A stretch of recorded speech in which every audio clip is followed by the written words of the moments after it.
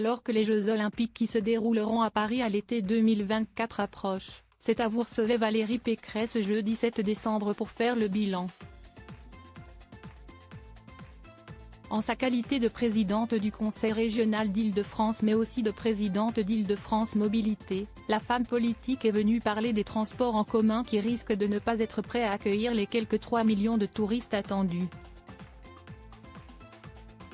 Après avoir longuement discuté de ces problématiques, entre autres sujets d'actualité, celle qui n'a recueilli que 4,78% des voix lors de l'élection présidentielle de 2022 est revenue sur sa défaite, sans langue de bois. Interrogée sur sa potentielle campagne ratée par Anne-Elisabeth Lemoine, la représentante des Républicains s'est montrée transparente. Il y a plein de raisons, mais je ne pense pas que ça intéresse énormément les Français, que je revienne sur cette élection, s'est-elle d'abord défendue. Dans la foulée, la présentatrice a cité un passage au vitriol figurant dans le temps des combats de Nicolas Sarkozy, à propos de cet échec. Fair play, la candidate de 56 ans a répondu « Oui, je n'étais pas prête, je l'ai dit. J'avais une forme d'impréparation, si est vrai.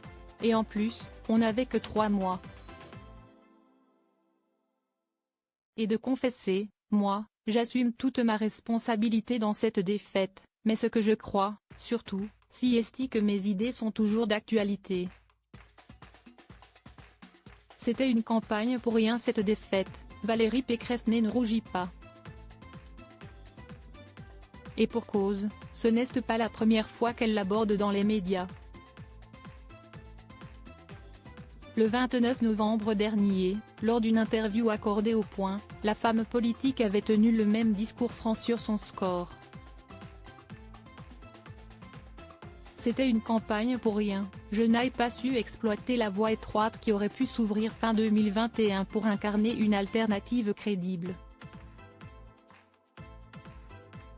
J'ai perdu une élection, si est vrai, mais je n'ai pas perdu mes convictions, avait-elle confié au journal. Et de conclure, j'ai fait des propositions fortes qui restent totalement d'actualité, à commencer par celle pour restaurer un État fort et ranimer le rêve français.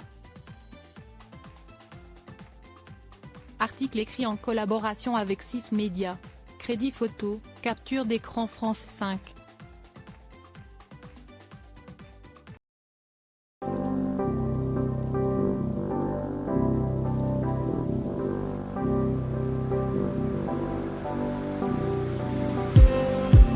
Just need